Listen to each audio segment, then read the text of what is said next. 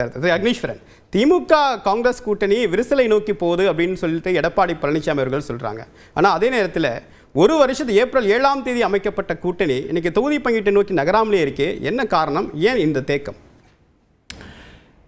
அதிமுக பாஜக கூட்டணி நாங்கள் தொடர்ந்து வெற்றி பெற்ற கூட்டணி அப்படின்னு சொல்லி மார்தட்டிக்கு இல்லையே. சரி, இல்ல மார்த்தட்ட முடியாது. நீங்க தான் தொடர்ந்து வெற்றி பெறீங்கல்ல.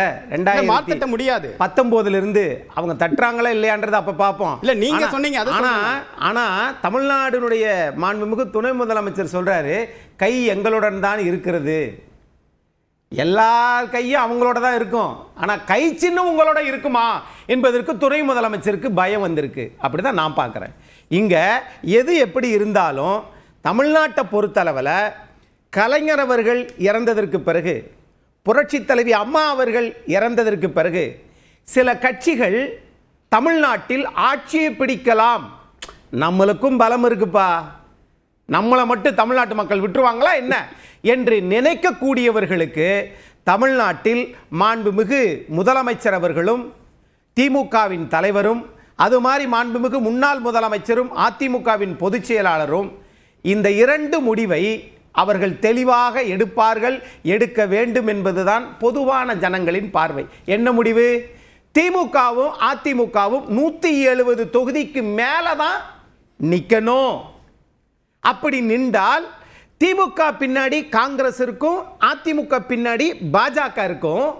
ஆகவே திமுகவுக்கும் அதிமுகவுக்கு தான் போட்டி நிலவும், தாவேகாவுக்கும் நாம் தமிழருக்கும் தான் போட்டி. இதுல இலவசங்களை குறைச்சிக்கிட்டு இளைஞர்களை நிறைய கொண்டு வந்தா மீண்டும் அதிமுக திமுகன்றது வந்துரும். திமுக காங்கிரஸ் இருக்குன்னு சொல்றீங்க, அதிமுகவுக்கு பின்னாடி பாஜக இருக்கா இல்ல அதிமுக கூடவே பாஜக இருக்கா? சரி, நான் கேட்கிறேன், பாஜகவும் அதிமுகவும் குழு அமைச்சா 3 மாசத்துக்கு முன்னாடி? ஒரு வருஷம் முன்னாடி கூட்டணி அமைச்சிட்டாங்க சார். கூட்டணி எப்ப வேணாலும் அமைக்கலாம். ஏப்ரல் 7ஆம் தேதி கூட்டணி அமைச்சிட்டாங்க. கூட்டணி அமைச்சா ஏன் தனியா நின்றீங்கன்னு கேட்பீங்க. 2024 2026க்கு ஒன்னா சேர்ந்தா ஏன் இப்ப நீங்க தொகுதி பங்கீடு பண்ணலன்னு கேட்பீங்க. ஆனால் தொடர்ந்து வெற்றி பெறுகிற திமுக காங்கிரஸை யாரும் எதுவும் பேசுறது. சரி, அப்ப கூட்டணி அமைச்சாலும் பேச்சுவார்த்தை குழு அமைக்காதனால தான் தொகுதி பங்கீடு நடக்கல அப்படின்றத ஒத்துக்கிறீங்களா? தொகுதி பங்கீடு நீங்க அதிமுக பாஜக பத்தி பேச வேண்டிய அவசியம் இல்ல. ஏன்? ஆனா 50-50 போட்டியிட போறீங்களா? ஆளுங்கட்சி இல்ல ஏன் தொகுதி பங்கீடு பத்தி பேச வேண்டாம், 50-50 போட்டியிட போறீங்களா? அது ஈக்குவல் பார்ட்னரா? அதெல்லாம் நம்ம முடிவெடுக்க முடியாதுங்க. இல்ல அத கேள்வியே கேட்கிறேன். நீங்க கேள்வி 1000 கேள்வி கேட்கலாம், ஆனா எனக்கு உரிய ஒரு அளவு தான் நான் பதில் சொல்ல முடியும். நீங்க 100க்கு 100 பாஜக நிக்குமான்னு கூட கேள்வி கேட்கலாம்.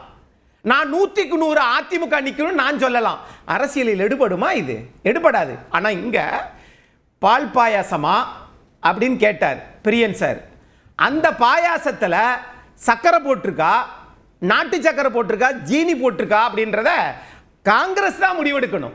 குழு போட்டாச்சு, கேசி வேணுகோபால் ஐயா தீர்மானிக்கல, கிரீச்சோடங்க தீர்மானிக்கல, தமிழ்நாட்டிலிருந்து வெற்றி பெற்று போன பாராளுமன்றங்களுடைய கொறடா மாணிக்கம் தாக்கூர் அவர்கள் திமுகவினுடைய தகவல் தொழில்நுட்ப ஐடி விங்க என்ன சொல்றாரு? வெளியில பேசலாமா அதெல்லாம்? அப்ப அது உச்சத்துக்கு வந்துடலையா? இங்க அண்ணன் செல்வ பெருந்தகை அவர்கள் விவாதத்தில் அவர் கூட நிறைய பங்கு பெற்றிருக்கிறோம். ஆனால் விவாதத்தில் பேசிய அளவிற்கு அவர் காங்கிரஸ் கட்சியின் தலைவர் ஆனதுக்கு பிறகு அவர் பேச மாட்டேங்கிறார், அமைதி காக்கிறார்.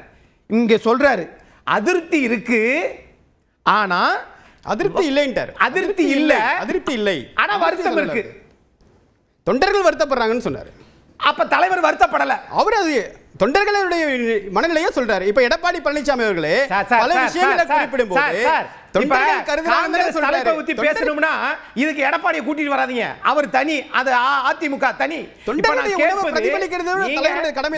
சொல்றேன், ஒரு தொண்டனுடைய மனப்பான்மையை, அவனுடைய எண்ணக்குமுறலை பிரதிபலிப்பதுதான் அந்த மாநில கட்சியினுடைய தலைமை.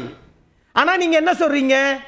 அதிருப்தி இல்ல, வருத்தம் இருக்கு அப்படின்னா விரிசல் இருக்குன்றத ஒத்துக்கிட்டாரு. சரி, அதிமுக பாஜக கூட்டணி அமைந்து கிட்டத்தட்ட ஒரு வருஷம் ஆயிடுச்சு, தொகுதி பங்கீடை நோக்கி நகரல. ஆனால் பாஜக கூட்டணியிலே இன்னைக்கு முக்கிய தலைவருடைய பொறுப்புகள் பறிக்கப்படுது.